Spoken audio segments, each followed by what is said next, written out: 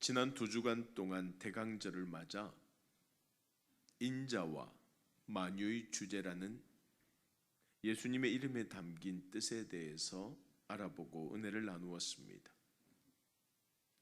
이어서 오늘은 예수님을 일컫는 또 다른 이름, 곧 성육신하신 말씀에 대해 살펴보고자 합니다. 오늘 본문 말씀에 보면 사도 요한은 예수님을 뭐라고 표현하느냐? 태초부터 계셨던 말씀이 육신이 되어 우리 가운데 거하시는 분이라고 소개하고 있어요.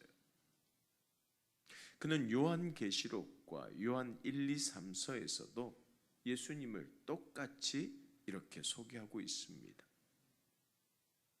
그렇다면 요한이 이 사실을 자신이 기록한 모든 성경에서 강조했던 이유가 무엇일까요? 당시 소아시아 초대교회들마다 영지주의라는 무서운 이단이 들어와서 엄청난 혼란과 분열을 겪고 있었습니다. 이 영지주의자들은 인간의 육체는 무조건 악하기 때문에 거룩하신 하나님께서 인간의 몸을 입고 오셨을 리가 없다고 주장하면서 예수님의 성육신을 부인했습니다. 또한 하나님께서 모든 성도들에게 알려주시지 않은 신비한 영적 비밀이 따로 있다고 주장했죠. 그러나 성경에 분명히 나와 있듯이 하나님께서는 말씀이 육신이 되어서 예수님을 통하여 모든 비밀을 우리에게 다 알려주셨습니다. 그럼에도 불구하고 초대교회 성도들은 이러한 영지주의자들의 말을 듣고 혼란스러워하다가 교회를 떠나는 사람들이 많았던 것이에요.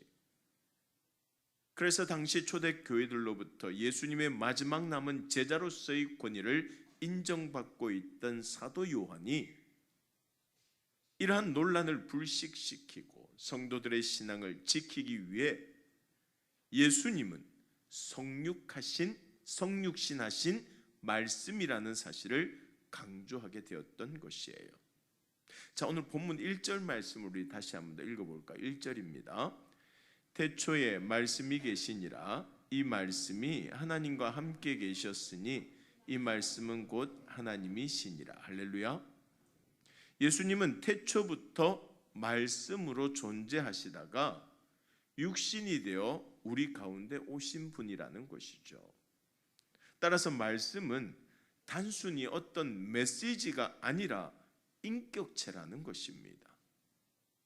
그 때문에 성경에서 말씀을 표현할 때도 그것, 이시라고 하지 않고 그분, 히라고 표현하는 것이에요. 결국 말씀은 하나님의 능력과 인품과 생각과 존재 그 자체를 의미하는 것이에요. 그러므로 하나님께서 우리에게 말씀을 주시는 것은 하나님 자신을 주시는 것이에요. 다시 말해서 우리에게 말씀이 올 때 하나님께서 오시는 것이며 하나님과의 교제가 끊어지면 말씀도 임하지 않게 되는 것입니다. 사랑하는 여러분, 하나님의 말씀은 단순히 지식을 얻는 콘텐츠가 아니라 하나님의 임재라는 사실을 반드시 기억하시기 바랍니다. 그러므로 도대체 하나님은 어디 계시냐고 의심하지 마십시오. 우리에게 주신 말씀 속에 이미 하나님께서 임재하고 계신 줄로 믿습니다. 따라서 우리가 말씀을 온전히 붙잡게 되면 하나님의 임재를 경험하게 되는 것이에요. 즉 말씀을 읽고 들음으로써 단순히 지식을 얻는 것이 아니라 살아계신 주님을 만나 교제하게 되고 하나님께서 우리를 통해 이루시려는 구원의 역사가 시작된다는 것이에요. 그런데 당시에 영지주의와 함께 초대교회를 혼란에 빠뜨렸던 아리우스라고 하는 또 다른 이단이 있었는데 그들은 성자 예수님은 하나님이 아니라고 주장했습니다. 예수님도 사람이나 천사들처럼 피조물에 불과하며 하나님보다 열등한 존재로서 영원하지도 않고 전능하지도 않다고 외쳤죠. 그리고 이 아리우스의 주장을 이어받은 19세기 독일의 자유주의 신학자들은 예수님은 성육신하신 하나님이 아니라 그저 하나님께 순종하는 도덕적으로 위대한 인물일 뿐이라고 말했습니다. 그러나 여러분, 성경이 분명히 증거하고 있지 않습니까? 이 말씀은 곧 하나님이시라고 말씀하고 있어요. 따라서 우리가 예수님을 말씀이 육신이 되신 분이라고 부르는 것은 예수님께서 바로 하나님이시라는 사실을 인정하고 고백하는 것이에요. 그리고 오늘 본문 2절에서 3절 말씀에 보면 뭐라고 증거하죠? 같이 한번 읽어볼까요? 그가 태초에 하나님과 함께 계셨고 만물이 그로 말미암아 지은 바 되었으니 지은 것이 하나도 그가 없이는 된 것이 없느니라. 예수님은 만물의 창조주가 되신다는 말씀입니다. 여러분 믿으십니까? 그리고 히브리서 1장 2절 말씀에도 똑같은 말씀이 나와요. 같이 한번 읽어보겠습니다. 이 모든 날 마지막에는 아들을 통하여 우리에게 말씀하셨으니 이 아들을 만유의 상속자로 세우시고 또 그로 말미암아 모든 세계를 어떻게 하셨어요? 모든 세계를 지으신 분이 누구라고요? 예수 그리스도라는 말입니다. 결국 창세기 1장에 기록된 대로 하나님께서 말씀으로 천지를 창조하셨고 그 말씀이 곧 예수님이라는 것이에요.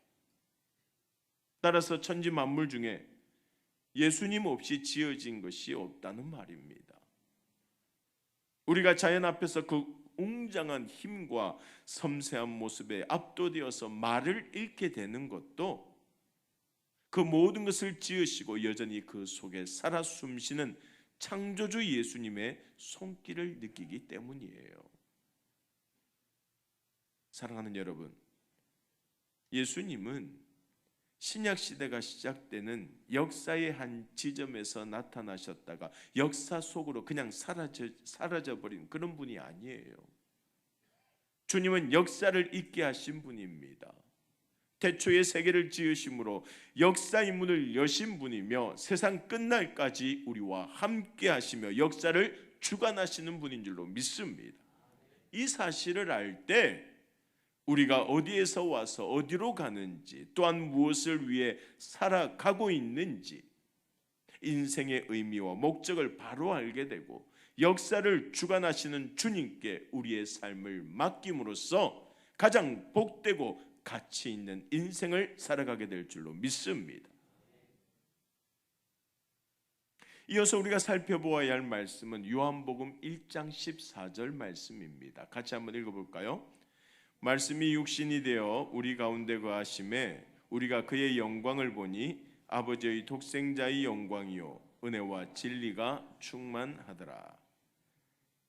예수님께서 이 땅에 오시기 전까지 사람들은 하나님을 멀리서 희미하게만 알고 있었습니다. 그러나 주님께서 육신이 되어 세상에 오셨을 때 하나님을 가까이에서 그리고 확실하게 알게 되었다는 말씀이에요. 이 세상에 오신 예수님을 통하여서 멀리서 희미하게 알던 하나님을 이제 듣고 보고 만나게 되는 은혜를 누리게 된 것입니다. 예수님의 제자들도 그렇게 증언하고 있지 않습니까? 요한 1서 1장 1절 말씀 우리 같이 한번 읽어볼까요?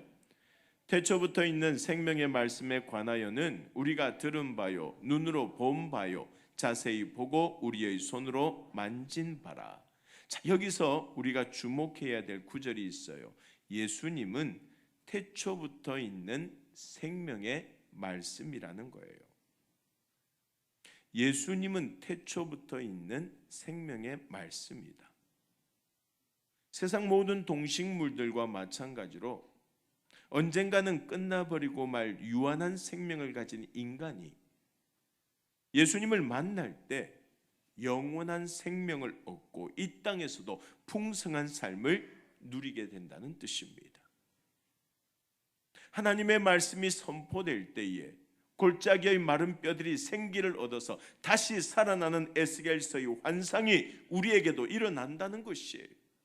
즉 말씀이신 예수님을 통하여서 죄로 죽었던 우리의 몸과 마음이 생기를 얻고 하나님의 자녀로 거듭나게 되는 구원의 역사가 일어나게 될 줄로 믿습니다. 사도 요한은 생명의 말씀에 관하여는 우리가 들은 바라고 구체적으로 증거하죠. 요한을 비롯하여서 당시에 예수님을 따르던 사람들은 실제로 예수님의 음성을 들었습니다. 예수님의 설교를 들었고 사람들을 위로하시고 치료하시는 말씀을 들었습니다. 또 예수님께 질문을 하고 그 대답을 듣기도 했습니다. 또 우리 손으로 만졌다고 말합니다. 실제로 요한과 제자들은 늘 주님 곁에 있었고 특별히 도마는 부활하신 예수님의 못자국 난 손과 발을 만지기도 했습니다. 그리고 제자들뿐만이 아니라 수많은 사람들이 눈으로 보았고 예수님이 바로 그 생명의 말씀이라고 힘주어 말하고 있습니다. 가끔 어떤 성도들은 자기도 2000년 전 12제자들처럼 이 땅에 오신 예수님을 직접 만나볼 수 있다면 얼마나 좋을까 하며 아쉬워하는데 여러분 그럴 필요 없어요. 예수님께서는 오늘 우리에게도 말씀을 통하여 자신을 드러내시는 줄로 믿습니다. 따라서 그 말씀을 붙잡기만 하면 우리 역시 예수님을 만날 수 있다는 말이에요. 여러분 믿음은 이론이 아니라 실제요 경험입니다. 다시 말해서 우리가 하나님의 말씀을 읽고 들을 때에 단순히 성경의 지식을 얻는 것이 아니라 살아계신 예수님을 만나고 그분의 사랑을 느낄 수 있다는 것이에요. 이처럼 말씀이 곧 예수님이기에 늘 말씀을 가까이 하고 말씀 안에 거하여서 날마다 주님의 은혜와 사랑을 풍성하게 누리며 살아가는 저와 여러분들이 다 될 수 있기를 주님의 이름으로 간절히 축원합니다. 다시 요한복음 1장 14절 말씀으로 돌아와서 말씀이신 예수님께서 육신이 되어 우리 가운데 거하셨다라고 말씀하고 있는데 여기서 거하셨다는 말은 우리 가운데 장막을 치셨다는 말입니다. 뭘 치셨다고요? 장막을 치셨다. 이스라엘 백성들이 광야에서 생활하는 40년 동안 그들이 진영한 가운데에는 항상 하나님의 성막이 있었습니다. 성막 안에는 하나님의 말씀인 십계명이 보관되어 있었고 제사장들이 그 안에서 백성을 대표하여 하나님께 예배를 드렸어요. 그러면 하나님의 영광이 늘 그 위에 머물러 있었습니다. 즉 이스라엘 백성들은 언제나 성막을 중심으로 생활하고 성막과 함께 이동하면서 하나님의 은혜와 보호하심을 받았던 것이에요. 이것이 바로 주님께서 우리 가운데 거하신다는 의미입니다. 우리의 피난처가 되어주시고 목자가 되어 가장 선하고 완전한 길로 인도하시기 위하여서 육신을 입고 우리에게로 오신 것이에요. 그러므로 이스라엘 백성들이 광야에서 성막을 중심으로 생활하고 성막과 함께 이동했듯이 오늘 우리도 삶의 중심에 예수님을 모시며 살아야 할 줄로 믿습니다. 가정과 교회에도 항상 말씀이 중심이 되어야 한다는 것이에요. 그리할 때 외부에서 밀려오는 문제뿐만이 아니라 내부의 문제도 사랑과 배려로 해결하고 더욱더 굳건하게 하나가 될 줄로 믿습니다.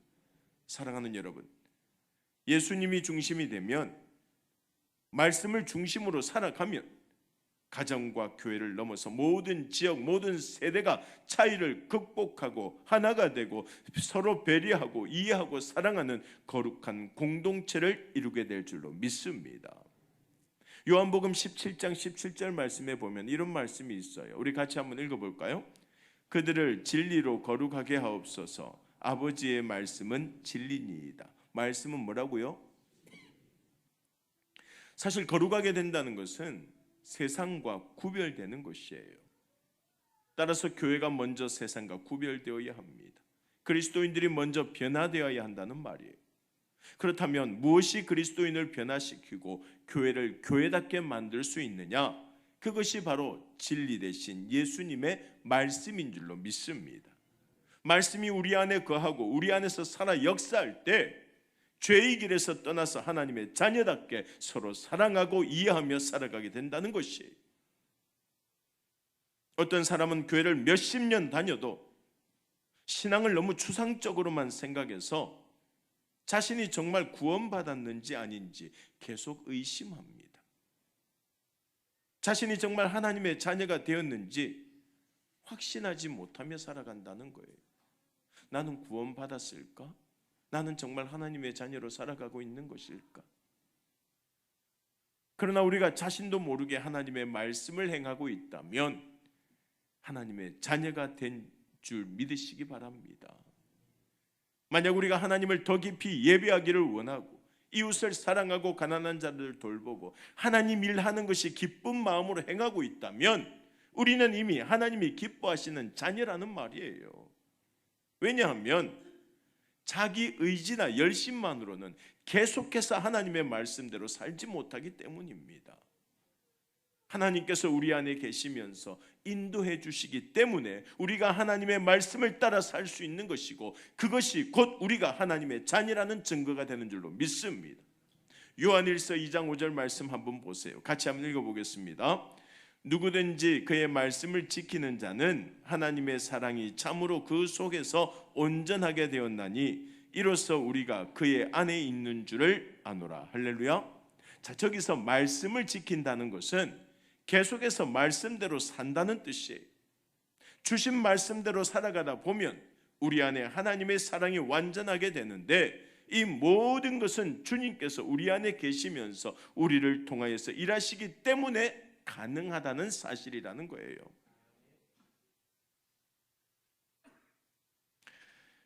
여호수아서에는 계속되는 승리의 기록들로 가득 차 있습니다. 꿈에 그리던 약속의 땅을 정복해 나가면서 꿈이 현실이 되는 기적의 드라마와도 같죠. 하지만 여호수아서 다음에 사사기가 나오는데 이 사사기는 완전히 정반대로 이스라엘 전체가 무법천지로 바뀌어버립니다. 폭력과 음란과 우상숭배가 가득하고 그 결과 이스라엘은 수많은 이방 침략자들의 말발굽에 짓밟혔습니다. 여러분, 무엇이 문제였을까요? 바로 여호수아의 죽음입니다. 여호수아의 죽음은 또 무엇과 연관되어져 있습니까? 여호수아가 죽은 후에 그 땅에서 하나님의 말씀이 사라져 버렸고 그때부터 사람들은 자기 뜻대로 살았던 것이에요. 그래서 사사기 21장 25절 말씀에 보면 뭐라고 이야기합니까? 우리도 잘 아는 말씀이죠. 같이 한번 읽어볼까요? 그때에 이스라엘 왕이 없으므로 사람이 각기 자기의 무엇에 소견에 옳은 대로 행하였더라. 쉽게 말해서 지 마음대로 살았다라는 것이에요. 여러분, 인생에서 하나님의 말씀이 사라지면 우리는 삶의 목표와 방향을 잃어버리게 됩니다. 우리를 이끌고 나아가는 거룩한 표준, 확실한 리더십이 없어지는 것이에요. 그 다음부터는 죄성과 탐욕이 시키는 대로 곧 자기 소견에 옳은 대로 행하면서 무법천지가 되어버리는 것이에요. 1960년대 초 케네디 대통령 재임 시 미국 공립학교에서 성경 읽기와 기도 시간이 다 폐지되었습니다. 없애버렸어요. 학생들을 위한 말씀의 공식 채널이 끊어져 버린 것입니다. 여러분, 그로부터 40년 후에 미국 청소년들이 어떻게 되었습니까? 중고등학교의 지식 수준은 심각할 정도로 하락했고 10대들의 집단 폭력과 마약, 가출, 성적 문란은 엄청나게 증가했습니다. 하나님의 말씀을 몰아내버리면 그 자리에 죄가 들어와서 우리 인생과 사회를 망하는 길로 끌고 갈 수밖에 없다는 것이에요. 그래서 육신이 되어 이 땅에 오신 그 말씀, 곧 주님을 우리 인생의 주인으로 모시고 살아가야 하는 것입니다. 그리고 그 길이 가장 안전하고 복된 길이 되는 줄로 믿습니다. 19세기 중반 크림 전쟁에서 패배한 러시아는 극심한 재정난을 해결하기 위해서 쓸모없는 땅이라고 생각했던 알래스카를 미국에 아주 헐값에 팔아버렸습니다. 그리하여서 1867년 미국은 알래스카를 단돈 720만 달러에 사게 되었는데 미국 본토의 20%나 되고 우리나라 한반도의 7배가 넘는 어마어마한 땅을 1에이커, 한 2평 되는 그 땅을 2달러도 아닌 2센트에 사게 된 거예요. 2센트. 물론 당시에는 미국에서도 알래스카 구입을 반대하는 여론이 우세했고 의회는 국무장관을 청문회로 불러서 아이스박스 같은 쓸모없는 땅을 사들였다며 질책했습니다. 그러나 시간이 지나면서 그곳에 뭐가 발견돼요? 엄청난 금과 석유가 발견되지 않습니까?